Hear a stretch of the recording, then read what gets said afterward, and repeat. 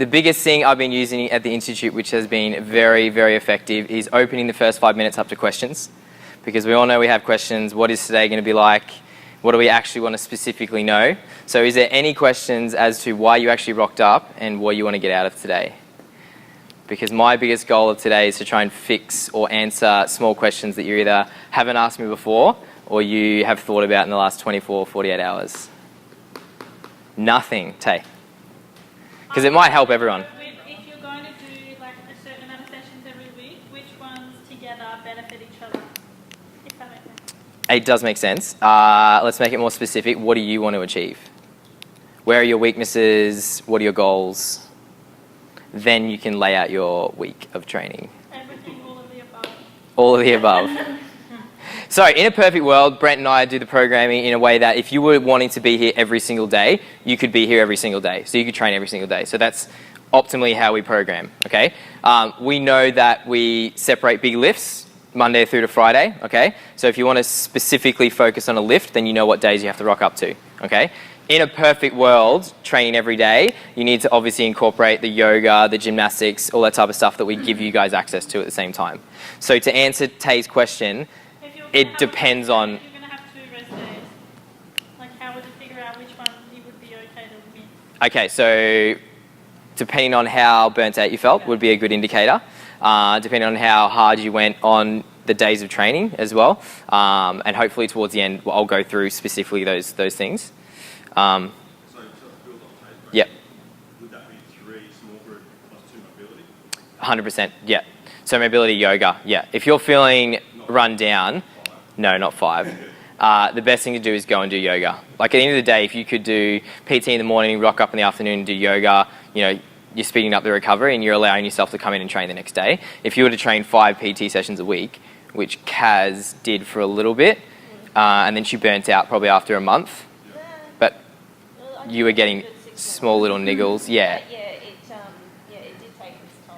Yeah. And I wasn't getting enough rest or recovery. Yeah, exactly. I felt like I was just going through the motions and I wasn't getting as much out of each session as what I could have. Same. Cool. Bang for your buck. And people kind of underestimate, like they think more is better. And I love to tell to people quality over quantity. So getting more work done in short amounts of time with good recovery is how you can progress. Okay, necessarily coming in and trying to do more sessions is not the answer to the question all the time. That's where a lot of people kind of go wrong. They want to increase volume all the time and train way more often, and yeah. I think I'm more after kind of like practical tips in holding the, you know what I mean? Like holding, breathing. Like Perfect. Am I in the right position? And Yep. like I know there's 6 people in the session sometimes, and sometimes it's like hard for the coach to whatever. But like I'm always like, should we? And you know me, I think things. You do think that, I'm like yeah. sitting there for like a minute, and then I'll just be like, Yeah. read the bar or something. Yeah, no, perfect. And that's good because today the practical is deadlifting, which is what we're going to go through. Setup, breathing, mindset, absolutely everything. But then everything that we go through in the deadlift, you apply to every other lift anyway, which is good. Sometimes you feel like you can lift heavy one day, and then you know what I mean, one day you're like, Yeah, oh, and why good. don't I just lift 80 kilos? And all of these questions, ask them throughout the hour or hour and a bit we have, because sometimes you don't have the opportunity to ask them within the PT session, because sometimes I have a back-to-back, Brent has back-to-backs, and you can't ask those questions. So ask today. Today's the day to ask all those questions, okay? Cool. Anything else? We're all kind of probably on the same type of page. What point do you start using a weight belt? Why do you use it? No, like you start to lift heavy weights. Yep. At what point do you go, okay, I should start lifting? So the easiest question is when you can actually create your own intra-abdominal pressure. So when you're able to create your own intra-abdominal pressure, then you can kind of use it from there. And you only want to use it in like that three kind of reps and below when you're lifting heavy, where you kind of just use it as that extra little bit of, okay, I'll just make a little bit more pressure just in case. At the end of the day, you do want to be able to do it without the belt as well. You know, I could do my 1RM back squat without the belt if I really wanted to on a day where I'm feeling fantastic. Do you know what I mean? Cool. Easy peasy. All right, so grab your pens out. First thing we're going to talk about is mindset. So the biggest thing, I read an article and then I listened to their podcast after, really interesting about exercise versus training. Because everyone kind of comes in the mode of, I'm here to exercise. Whereas I want to shift your mindset to kind of, I'm here to train. The two different mindsets behind it is one's results driven and one's life driven. Meaning I'm just here to kind of go through the motions, but I know that you guys are all here to hit a goal. That's like the biggest reason you're probably here today, is that you have a goal and you want to hit it. So you've got to kind of come in with the mindset of, I'm training. Does that make sense? I'm training, I have a goal, I have a process, and I need to hit X, Y, Z all the time to get my goal. Yeah, so I want to try and shift your mindset to that rather than kind of coming in every day and going, oh, I'm just here to exercise or I'm just here to get through my PT session. Like, you need to be here and it's like, I'm here for a purpose because this session's going to lead me towards my goal, okay? So that's the difference between exercise and training. I actually found the podcast very interesting. Power Athlete was the podcast, and it's their second latest podcast. Power Athlete, yeah. Power Athlete. Sweet. So you have 1 minute to write down your goal right now. What is your big goal? What do you want to achieve in the next 12 months? I don't want to hear 1 month. I don't want to hear 3 months. I want to hear 12 months. Because that is how you build your process towards what you want to achieve. Okay, I don't visually see where I want to be in a month. I visually see where I want to be in 12 months. Okay, because that keeps the ticker going. All right, then I set up a kind of process. Yeah, perfect. That's the one. Yeah. So get towards it. What's my goal? So everything that I wrote up on the board last year was kind of very optimistic with what I had. I had a couple of injuries and I wasn't training as often. So those are my big goals now. My biggest goal is I need to get back into playing amateur basketball. Yeah, because I train in the gym for basketball. So my vision is I'm doing this to become a better athlete. I'm doing this to get a better vertical jump. So at the end of the day, I know I have to lift more. But my ultimate goal is I'm trying to become a better athlete. Do you know what I mean? If I have that in the back of my mind, I put more effort into my reps naturally because I know my why. I can buy myself into it. Does that make sense? So if you have something bigger, you can go, okay, the reps I do today or the session I do today can have a bit more quality into it. Yeah? Is anyone stuck? Put your hand up if you're stuck. This happens a lot. I ask this question a lot. Have you thought about it before? Have you broke down like a 12-month goal, 3-month goal? Never? Nah. Okay, that is your mission over the weekend. Go and have a think about it. Like, why am I here and why am I training? I'm not exercising. Why am I training? Yeah. Sometimes I feel like a lot of the goals are like, oh, I want to lift 100. Yeah. Like They are what we call performance goals. So like you're trying to hit a certain lift. They're good, but they're those small little things that you're trying to achieve within your big goal. So why do you actually rock up here every single day? Like, what is the big thing you're trying to achieve? You know, is it body composition? Is it overall health? You know, do you see yourself in 12 months wanting to have no injuries, move freely, have a perfect health? Do you know what I mean? Like, where do you see yourself in 12 months? Because then you know every session you're coming in here, like you got to be doing that little extra to get towards a 12-month goal. It's more powerful, and you got to buy yourself into it. Yeah. So I'm going to check up on you next week. 12-month goal.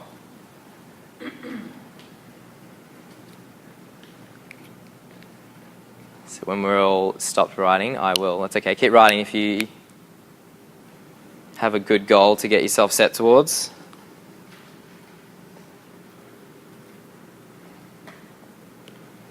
And the last thing I'll touch on is just mindset with your lifts. And then we'll move on.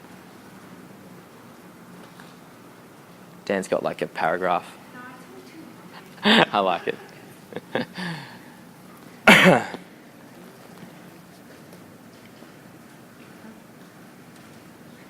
Awesome.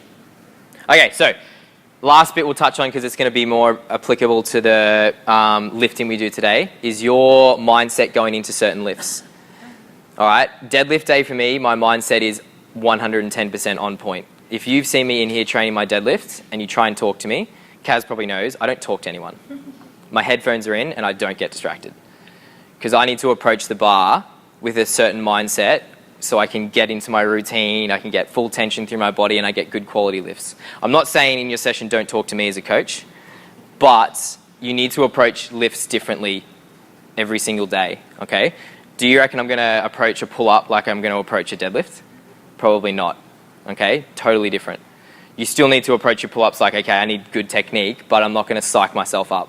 Right, if I go for a 1RM, like I'll probably stamp the floor a little bit. You don't have to stamp the floor, but I have a process that I go through. All right, so every single time my process is the same and my mindset's always the same. So we'll go through that in the practical today, but I want you guys to understand that if you're here on deadlift day, it's probably a good opportunity now to start walking up to your bar with the same routine, the same mindset, not getting distracted, okay? Because that's how you kind of get your numbers up and you're not going to get injured, okay? Cool. I'm sticking to the time. I'm doing really well. I'm proud of myself. All right, 1%ers.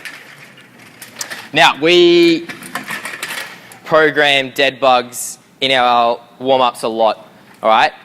Now, I know you probably get bored of it, and we've noticed it lately. People kind of just go through the motions with your dead bugs, all right? The dead bugs are the biggest bang for your buck exercise to start creating your activation through your whole body and start actually getting a little bit more mobile, okay?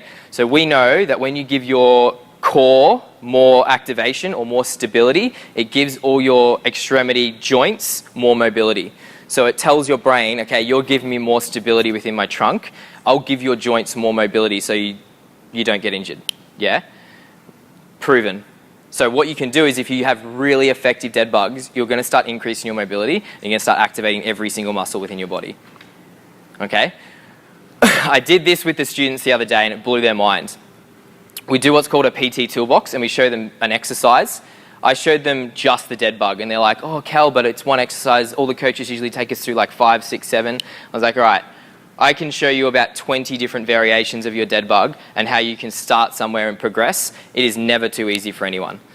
Brent and I did CrossFit football 2 years ago where we really learned and we dug into this exercise and we have consistently used this thing and just progressed it over time. Adding load, adding bands, changing reps, changing tension, okay? There's always different things we can do. So let's start using some examples. So Kaz can jump in the middle. She knew she was going to be demo anyway. Now, I put 2 really good points on here as well. So when we say mobility, we also use your dead bugs to watch you guys through our PT sessions and have a look at what mobility you have for the day. So you know how I jokingly say, oh, your hamstrings are looking good today? Dave probably got that on Wednesday. That's me saying, okay, your hamstrings need a little bit of work. Okay, that's my nice way of saying things. Just joking about it, okay? But Dave now knows he needs to probably work on his hamstrings, okay? So Kaz usually is pretty good with it. Kaz lies into a dead bug for me. Now, we know with our dead bug, your heels have to be directly over your hips, hands directly over your shoulders, protract your shoulders so she pushes her shoulder blades off the ground. Perfecto, hands stay over. Everything from your head down to your tailbone needs to be completely flat on the ground, your toes pulled down. There should be tension through your heels all the way up to your head, okay? Who feels that in their dead bug? Complete tension. Put your hand up. Complete tension through your whole body. Cool. So we all don't? Okay. So come Monday, dead bugs are going to be in the warm-up, guarantee it. I want you guys to hold your dead bugs or do the amount of reps you need to do your dead bugs, and if you don't sweat or you're not shaking in your reps, you got to up the ante, okay? Cool? Keep holding. Now, let's regress it backwards. If this is too tough for you, so Dave, let's just say you can't get your hamstrings, Kaz will go into a dead ant. So she'll bend her knees to 90 degrees to take a little bit of tension off her hammies. That's okay. But we still need to make sure there's complete tension through your core all the way up to your head. And then from here, she makes sure that knees are over her hips. So if you're having a day where you're like, okay, I probably can't get into my hammies, let's just regress and hold this position with maximal effort or maximal reps. If we coach to go opposite arm, opposite leg, you can still do the same thing in this position. So Kaz just takes her right heel down to the ground and her left hand over her head. Okay, it's the exact same thing. And now she brings herself back up. Yeah? So don't be afraid to take yourself back on a day. Like, I'll do this if my hamstrings are absolutely shot. There are days where I can't get into that perfect position. Very rarely, but there are days. But I'm not afraid to go, okay, they're not there, but I need to make sure I turn this thing on. Okay? Now, Renee, can you quickly do me a favour? Can you grab like a 15-kilo dumbbell for me? You can relax for me. Cool. Let's make this process even better. Danielle, behind you, can you grab 2 of those gymnastic sliders if they are behind you? Those orange ones? Nah. Brent, actually, I think they're down there, aren't they? Can you see them down there? Yeah, thanks, man. Beautiful. Can you go into a full dead bug for me? Now, anyone that is wanting to really challenge themselves, okay, let's just say it's deadlift day and you really want to turn your core on and you want to activate everything so you can go over there and get your lifts done really well today. Kaz will go one hand on this dumbbell. Now this is going to be really heavy for Kaz. It's going to make her work her absolute ass off. She has to maintain that position. Bring your hand in so you don't... Yep, perfect. Now from here, we'll go legs only. So one leg at a time. Kaz will take this leg down as slow as she can, maintains full tension through her body. Okay, that's perfect. Brings her leg back up. Now, the contralateral, meaning opposite arm to opposite leg, is harder. So Kaz takes that left leg down without trying to shift her weight and then pops back up. Cool. And then do the other leg. Do one more on each side. Same arm? Yep. Because can everyone see Kaz's face? And can everyone see Kaz shaking? Yeah. This means you're working hard, and this is a beneficial way of doing dead bugs. Going through the motions won't do anything for you. Working your ass off in the warm-up like this, you're going to go over there ready to rock and roll. I promise you, you're going to start lifting more weight. Just from having this small little I call these 1%ers, just having the effort there and the tension there will make a massive difference. You can relax, Kaz. Thank you. So can you kind of see how 1%ers are really important? Like you can come in every day and you're like, oh, I'm a bit beat up, and it's really easy. It's really easy, I know, I understand, to go through the motions and just get the reps done. I want you guys to start buying into quality over quantity every day of the week. Okay, this is what gets you to your goal faster and gets results. I promise you. Okay, I've never lied to anyone before. Cool. All right, now let's go through the frog stretch because this is also really beneficial for you guys, and this is a big bang for your buck exercise. So hopefully they slide on the mats. You can face them, but just don't give them any eye contact. Okay, now. We will usually do your frog stretches as fillers, and when we say fillers, they're exercises between your sets. Now don't be afraid to do a set and don't stand there. The best time to do your mobility and your activation work is actually in between your sets, to keep your body in the right positions all the time with the right mobility and the right activation, okay? So this is my favorite. Now a lot of people kind of go through the motions of this as well, so I want to make some really key points today so you can take it home and start applying it. So the biggest thing with your frog stretch is, let's just say we've done our dead bug and we've worked on neutral spine, so we've got Kaz to hold a good position with her core. She needs to maintain her core while she does her reps. That's the only real way that your frog stretch becomes beneficial. If you kind of just go through the reps and your pelvis is just doing this and your upper back's just rounding, it doesn't play a big role in your squat. Whereas if Kaz keeps her pelvis and her spine completely neutral and goes through reps, that's where it pays off dividends when you go and squat. Does that make sense? Okay, so with this, let's just say she's going to go warm up for her squat. You've got to do reps, you can't do holds. So for Kaz, she goes onto her forearms, shifts her weight back, but watch her, see this, see how this rounds? If anyone wants to move around to see what happens, you can feel free to move around. Yeah, go a little bit side on. Do it again without trying to hold your core. See how this starts rounding?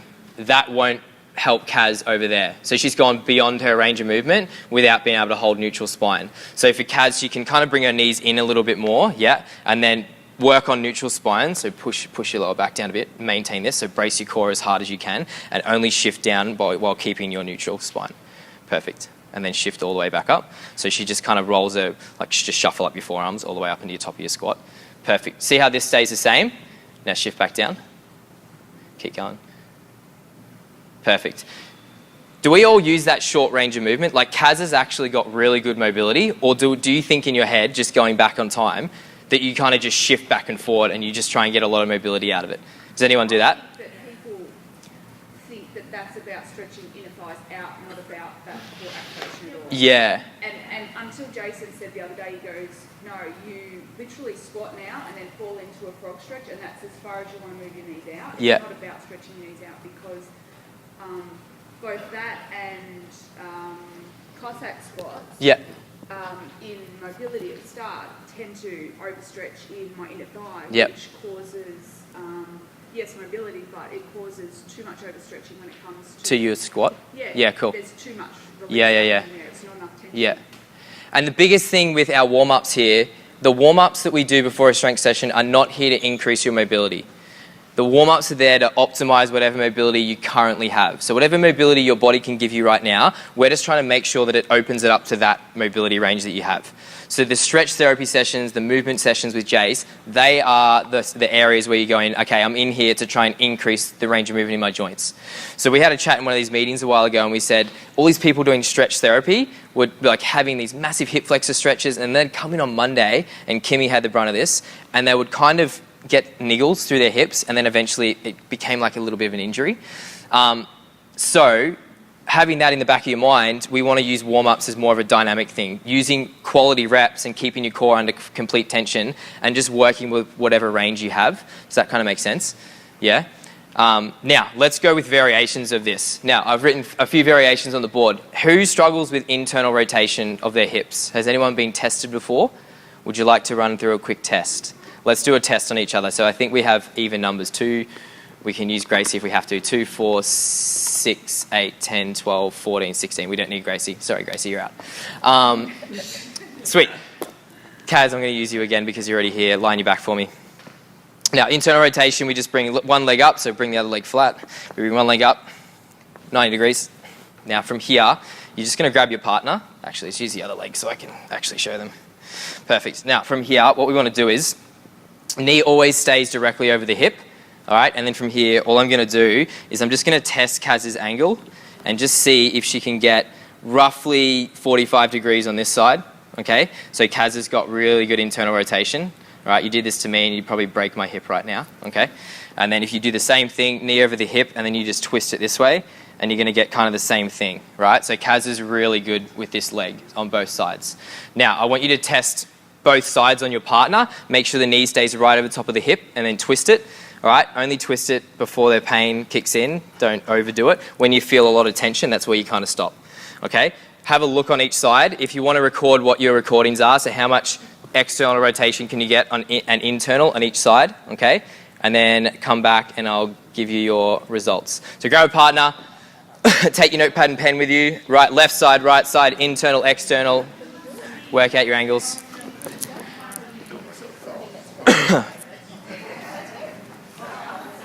Yeah, we're doing all right.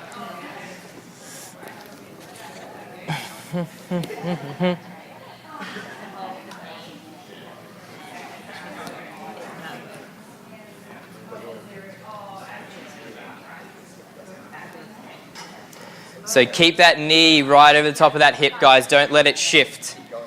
Once you let the hip shift, you're not going to record it properly. So keep the knee right over the hip.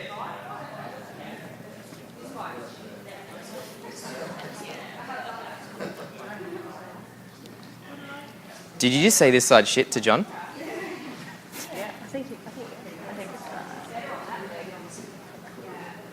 I feel some tension there. It's hurt. So that's not too bad. Plenty of external. What was the internal like on that? Both good. She's excellent. Cool. Lucky you. She's pretty good at it. Hip, Jono. Yeah, internal's really good. And then shift it the other way. Just make sure her knee stays right over the top of her hip. And then just keep that knee at like a 90-degree angle as well. And then just give it a good shift until you feel tension. That's pretty good as well. Oh, dodgy.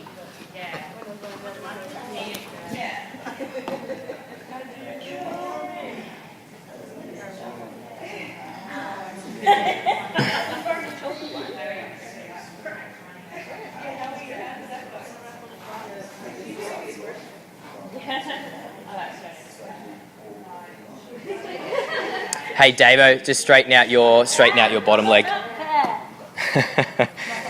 Bess just kicks it down. Sort it out. Keep going. Keep going. Yeah, no wonder he can squat okay. No wonder he can full depth squat. Oh really? Internal sucks? Is that it? Oh, Davo. Oh.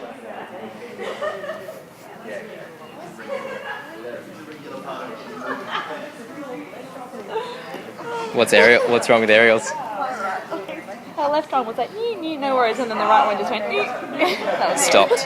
Yeah, okay. That could be why your QLs are overworking, for sure. So you have like an instability in your hips. There's going to be something else that's going to try and kick in to add more stability.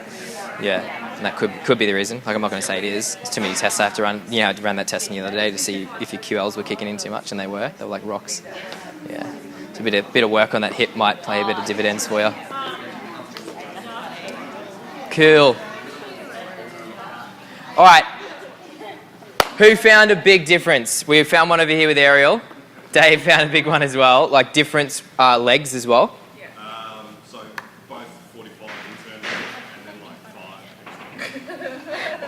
5. And when you say externally, so that would have been the exact opposite. So when you push the leg to the outside, that's internal rotation of the hip.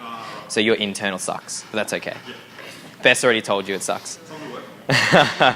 So, for example, so poor old Ariel over here, her QLs, so these muscles down the bottom here that play a bit of a role in hip extension, okay? Really tight for Ariel. Her right side, so Kimmy just found out, her left side, she can move it to whatever she wants with her hip, but her right leg, she has really bad internal rotation. Yeah. So for me, that says her hip has less stability, right? Has less mobility, so it's probably going to have less stability, right? Her QLs are going to probably try and kick in to add some more stability as well. Okay, I'm not a physio. For me, that's an assessment to say, okay, that is a possibility. So I would get Ariel to go, okay, let's try and increase the mobility within that joint and see if it kind of pays off. But within a squat day, that would definitely be within my prep work. So if we had frog stretches within our warm-up, I'm going to show you a variation right now with Kaz, because she's going to go back into the sliders again, to use that internal rotation and actually open up the hip joint, okay? My internal rotation sucks, so when I go squat day, I use this variation all the time, all right? All the time, and it's always in between my squat sets to make sure that I can actually keep my hips open. So if Kaz goes into that kind of... Oh, okay. Just angle this way. No, it's all good. At least Brent warned us. Just go, Kaz, go on like a 45 to the left. No, left. There you go, good. Okay, so they can see. Good, go into your frog stretch for me. Perfect. Now, when you go with internal rotations, you can't be in the deepest part of your frog stretch. You have to kind of shift up a little bit more. So Kaz is going to shift her forearms forward. Now, from here is where you can work on your internal rotations. So I'm going to get Kaz to just lift her heel off the ground and try and push her hip or rotate her hip inwards as much as she can without shifting too much weight to the right. So you'll notice people are going to try and add more mobility by shifting their hips in their body. Whereas I only want Kaz to go as far as she can while she maintains her core position. Does that make sense? Like I was saying before, only work with the mobility you have while keeping your stability, okay? So Kaz just works with what she has. And from there, that's not too bad. So my left side, I can actually barely get my foot off the ground if I keep my core completely locked on, okay? Whereas my right side, I can just flick that bad boy up like there's no tomorrow. So I have a bit of a pretty big imbalance, right? So within my prep, because I know I have an imbalance, I pay more attention to my prep work. So this is a really handy tool. Don't shift too much. To use within your internal rotation issues, okay? Always like 4, 5, 6 reps on each side before you go in and squat. Okay. The other thing we can do from here, we'll add in some thread the needle. So Kaz can maintain her core tension, so neutral spine, shift back a little bit, stop right there, curve back a little bit, perfect. Now she can thread the needle, so right hand all the way through to me, so maintain her lower back in her core position and thread that needle to get into her upper back. So I'm just prepping the whole body to get that squat ready right now, right? Thoracic mobility all the way up here. Okay, if I can get thoracic mobility while maintaining core stability, bang on, okay? That's going to help you squat like there's no tomorrow. Now, from here, Kaz can also go double arm overhead, so both arms overhead, and work on shoulder mobility at the same time as well, okay? Frog stretches are amazing. So whenever we have the frog stretches within our mobilities, we want you guys to work on really good quality reps and get really good core stability at the same time, okay? Your feet are like that? Like that, I tuck mine under because my ankle mobility is really bad, so I go how you were just before, Kaz. Yeah. Whatever your squat width is. So if your squat width is shoulder width, put them at shoulder width, okay? Because you want to prep that squat position, okay? Cool? So that may kind of start making sense that like don't take mobility as just going through the motions. Work on a heap of core stability, do the movements with purpose, and you'll actually get prepped really well to get over there and actually start warming up really well, okay? I know that we harp on this, but I wanted to harp on it today to get some buy-in from you guys. So when you come in, you get really good quality warm-ups done, and you're actually going to start lifting more, yeah? I promise, you get good stuff done, you will lift more, okay? Easy as? Thank you, Kaz. You're welcome. Really well. You did really well, Kaz. Thank you. All right, cool. If you want to take a picture of that up on the board, you can take a picture of that. I'll leave it up there for later. Sweet as. All right, let's go through the basics really quick, and then we're going to go lift. So, with those dead bugs in mind and those frog stretches, I want you guys to, when I put you into groups for that practical part, you're going to get one person as the head of your group, and they're going to design the warm-up. And I'm going to give you some protocols in a second. Okay, cool? Sweet. Love it. All right, now let's go through mastering the basics. So we use the basics here as squatting, hinging, push-ups, and rows. Okay? All of those movements done very, very well will make you a solid athlete or a solid member of P360, I should say, okay, if you're not doing any sports. Now, if you can nail your hinge, you nail the posterior chain, meaning you're going to get good glutes, you're going to get good hammies, you're going to keep your back nice and strong, you're not going to get any issues. That's where a lot of people go wrong. Nail a squat, same thing. No knee pain, joints are going to be nice and mobile, yeah? The other thing where people tend to go wrong is that push-up, trying to advance the push-up too quick.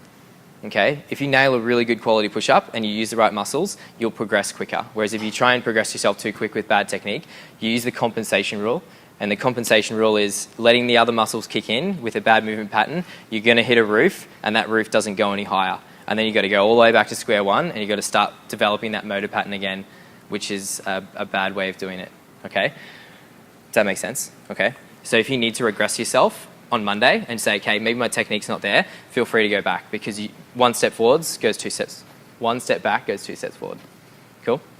Now, bilateral before unilateral. Now, if you struggle to do any single-legged work, single-legged RDL work, whatever it might be, let the coach know. If you're not feeling it in the right way, if you feel unstable, tell the coach straight away, because we will start to put you in a double leg pattern before a single leg pattern. If you can't do a double leg hinge properly, do you think you can do a single-legged hinge properly? Very doubtful. Okay, you've got to get the pattern down first. So nailing the basics is the key. And we have a few new people here, so I wanted to make sure we built that in. And I built it in with you, I think, from the start as well. But even advanced people always take a step back, okay? I struggled with overhead mobility for ages, so I didn't do any overhead press work until I got better mobility and stability, and then I went back to it. But do you know what the best thing is? Because I kept my bench strength and my row strength to a high point, I go back to my overhead pressing and it stayed the same, the exact same. I didn't lose anything. I lost a bit of endurance. I couldn't get as many reps out, but my strength stayed there, okay? So having a really good push and a really good pull pays massive dividends. Awesome. What's up?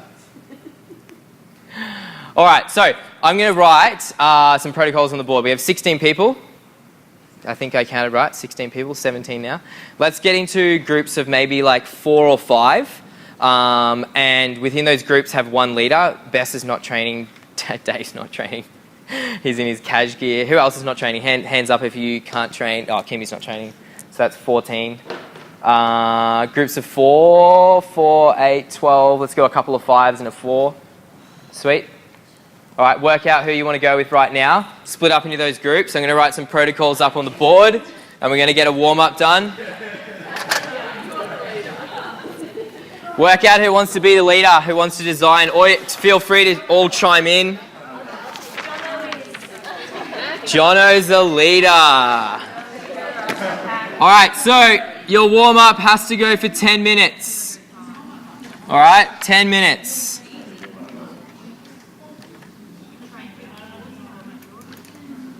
Number 1, you got to get some circulation done. What is circulation? We got to get some blood flowing, okay? It has to go for 2 minutes. So you can put your group through whatever you want for 2 minutes. 2 minutes of burpees, back fence runs, skipping, whatever it might be. Whoever's designing the warm-up, I want you to put it on your notes page right now. So something that you got to do for 2 minutes.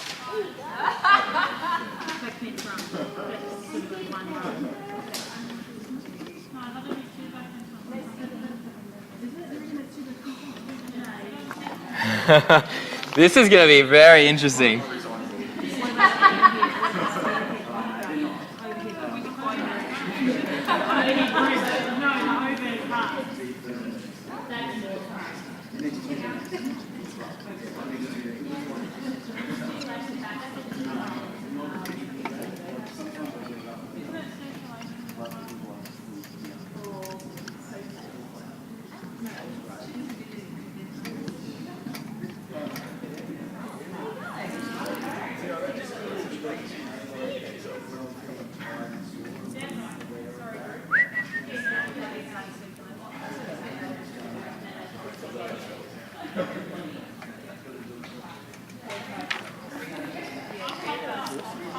All right, so 2 minutes of circulation, 2 minutes of mobility, 2 minutes of activation, 2 minutes of dynamic movements.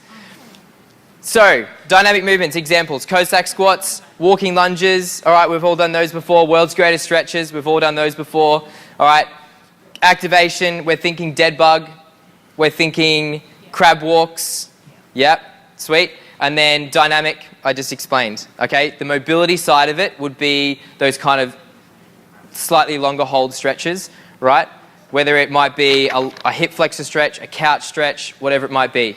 Now, we're going to do a deadlift practical. So writing this, I need you to make sure you open up your hips, open up your shoulders, and open up your glutes. Okay? Sounds good? Let's see how good you guys are at this and how much attention you pay. 5 minutes to write your warm-up. I'm going to come around and then we'll get into it. Okay? Cool? Don't go through Wednesday's mobility.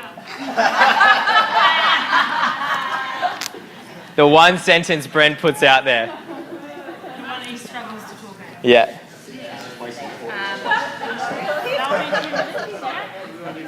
How long is the back? Honestly, actually though, I like what Brent's saying, but feel free to go through the app and steal a couple of movements. But if I go to Wednesday and it looks like what's on your sheet, maybe a slightly edited, then I won't be happy. And then I'll make you do burpees for the rest of the session. Roughly 90 seconds, maybe a minute. So maybe if you make him do like a back fence run, come do some burpees or skipping.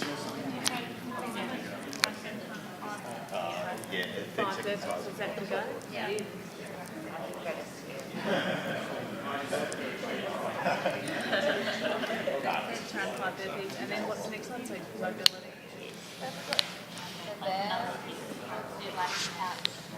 So mobility, let's do those lying. Bess and Dave, feel free to jump in and like Chest stretch. see where they're at. Put your 2 cents worth in. Oh, did you? Oh, Was there a memo? I don't know. I think there was a memo. I don't think it was a memo. No. That's all right. I've been cooked this week anyway. And so's Bess. Yeah. How'd you feel after the other night? Drinking the kombucha. Yeah. Which one did you get? Carrot and ginger. And turmeric. So sorry, That's weak. They're weak as well. that warm-up Yeah. breakdown, is that pretty much how you're thinking about all the warm-ups that we do? You're breaking into Yeah, so I'll add a couple other factors in as well, but I'll just make it easy and basic. There's other things that you can think about. Open and anchor is another approach we take, which is where we open a joint, and then we use that stability like I was talking about before, like a frog stretch would be an example of that. Yep. So you spread your knees and you try and open the joint, and then you anchor it in place, meaning you use that stability with your core to find your position that you're going to use for your squat, and then you just work in that range of movement to just open it up. There's so many different ways to do your warm-ups, but that structure is exactly how it gets run all the time. Yeah, cool. Blood flow to get your joints ready to go, and then you just follow it. Like anyone that doesn't follow that, it's not the way to optimize. Do you know what I mean?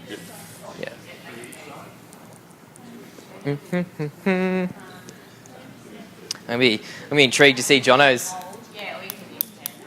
Jono's being tested right now. So 10 deeper. This is going to get spicy. I like this. And then 10 crab walk. Yeah. I should have made a coach as well. I should have made someone like coach through it. I should have made Dave and Bess be the coaches. Who else is not moving? Kimmy. I should have made Kimmy a coach. Oh well, you can't take things. Kimmy would have taken advantage of that. All right, let's go. Get down. The whole warm-up, just overpass runs. All right, off you go again. Oh, that's 20 minutes of circulation. Oh, that's good. Golden. 10 metre bear crawls are in the wrong position. What are you putting bear crawls in? Dynamic. Bear crawls in dynamic, yep. So what would be mobility then? Mobility would be like couch stretching, pigeon stretching. You know, there's one where the holds are a bit longer. Greatest stretch. No, that's at the end. That's your dynamic. Anything that you're moving through positions, that's dynamic. So bear crawls. So you know how after most of the mobilities we did this week, everyone was breaking a sweat and they were complaining that that's the workout? There was a lot of dynamic stuff this week. Yeah. Yeah. So Who was exhausted after all the warm-ups this week?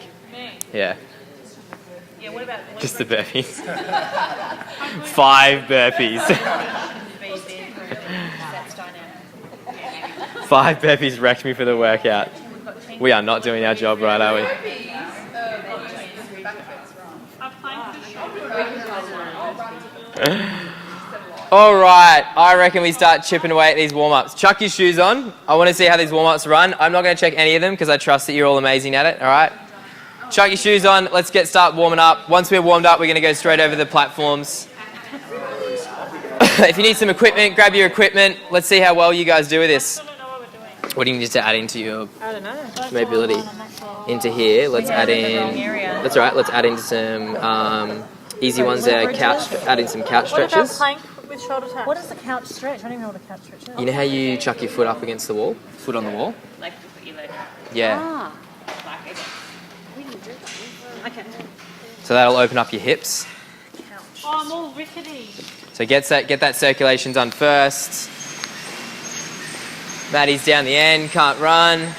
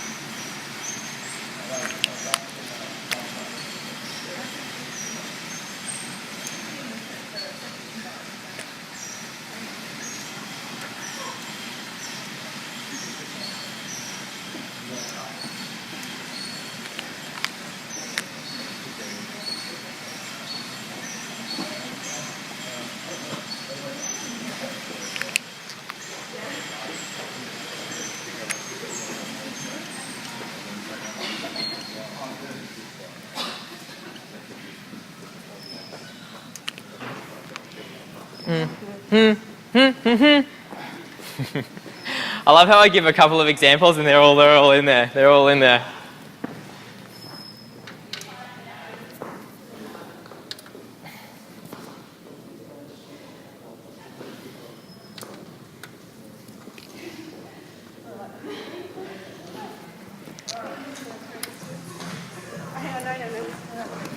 Oh, there's some lunge complexes in there. I like it. Open those hips, people. If there's some dead bugs in your program, I want to see some perfect dead bugs. Should be shaken. Because we're deadlifting, move with purpose. Keep your core locked on the whole time. Whatever you're aiming to open up, so if you're trying to open up your hips, you've got to focus on your hips.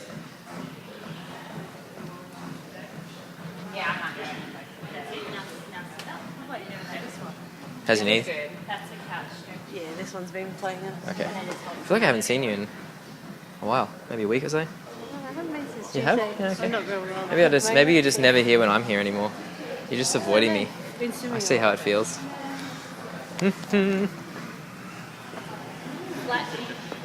Some crab reaches. Look at this.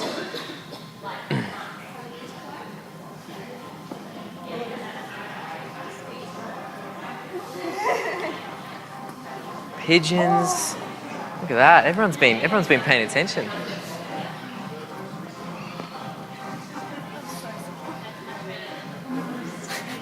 I wonder how you're going to deadlift. No. What'd you say, Paulie?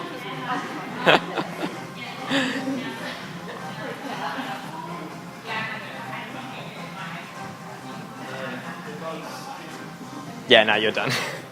Tapping out for the day. 600 and fucking calories.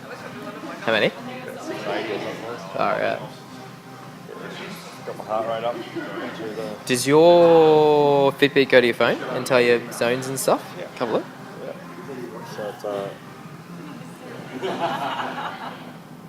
This breaks down the whole thing. so tapping those ones on top.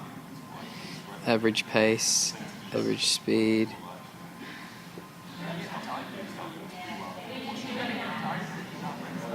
Heart rate. Whatever happened 25 minutes into the workout, that's when things started really ramping up. That must have been the first workout, and that must have been the second, and that was obviously the last one. Yeah, the second one. Yeah, that last one, your heart rate was spiked. 160 plus. Yeah, not bad. I like it. It's a cool app. Do you know what? I got an app on here called Zones. Zones, and it breaks everything down. Tells you how much recovery you should be having. What's that one? This is an Apple Watch. Yeah. I had a poll. That's the Garmin one. The app's much better than the Garmin. Yeah. TomTom, I had a TomTom one. Half as much. So those ones there gives you speed, that'll give you your heart rate, that gives you averages, Yeah, it's sick as. and then they're just on that work. It's good that it just breaks it down, tells you where did I actually work hard enough in that session, or you know what I mean? I get my heart rate up. So I've got to, what's that say? Your mind at grade got to 220. Yeah. And then give it like a little bit of wiggle room above as well. Yeah, you're right on it.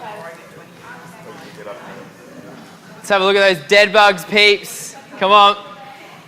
If you're not shaking, you're not working hard enough. Brace hard. My hamstrings are so bad. Are they? Just do like Go that, back up. Like, Tense your quads harder.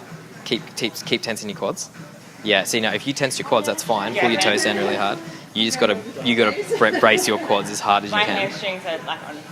On fire, good, because Is that good? it's gonna increase mobility. It's so That's bad perfect. for soccer, No, that's all good. That's all good. Who do you play for? Caboolture. You're all the way up there. Well, because they pay my petrol and my fees, and like, because I'm sick, I know the coach. Yeah, okay. So if I'm having a like bad week, and it doesn't mind when I train. Yeah, okay, that's good.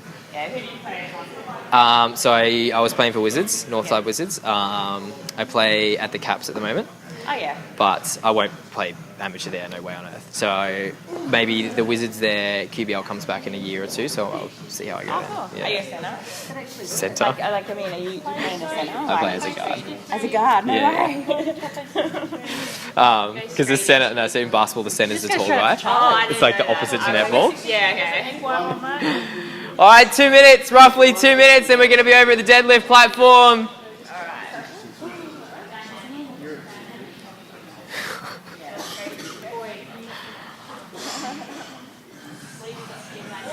Can you get the fucking camera stopped? Oh, Jesus. I was right in front of That language is going to be on the camera and on this. That was Andrea, by the way. Check mic 1, 2.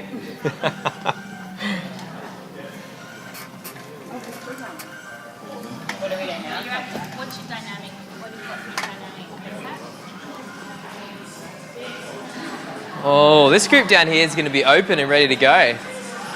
I'm expecting some PBs out of this group. Except for Danielle, maybe, with those glutes. 90 seconds. By the way, we're going to be a little bit overboard today, but I did pre-warn you.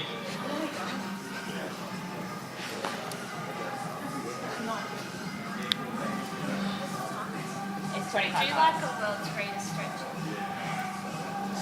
Yeah, world's greatest will be good. Keep your core on. Move with purpose.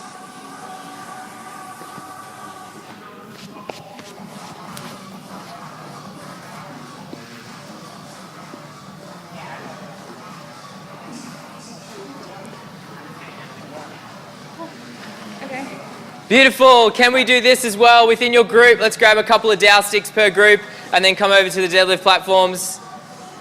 We're going to use those dowel sticks to get us into the perfect deady position to lift the most weight safely.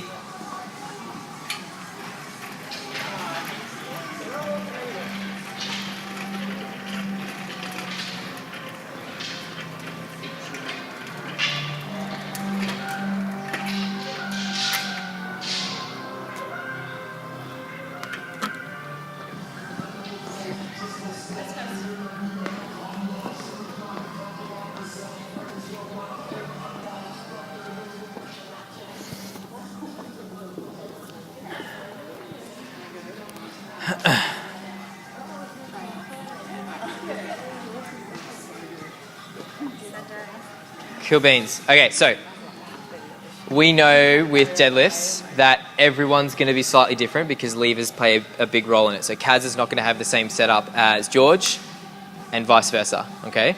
We're all really short today, which is good. Short people are good. We deadlift very well.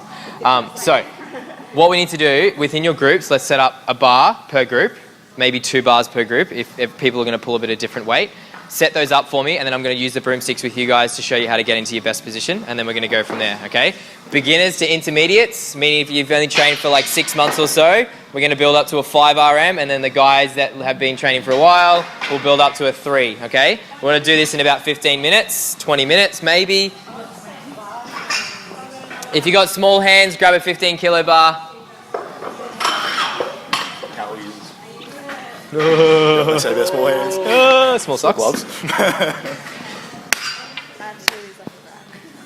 Yeah, cool. You'll be a good example of, mobility reasons. Back. Okay. So I've got scoliosis in my upper back and I've got a slip disc in my lower back. Yeah, okay. The slip disc is, the big one. Yeah. When did you do that? When I was a kid at gymnastics. Yeah, okay. Interesting. She took one to me. Gymnastics. She was like, oh, you used to be a gymnast. Yeah. Gymnastics is like one of those things that's like, it's really good, but it can be, Yeah, it can. All right, once you set your bar up, you don't need to do anything just yet.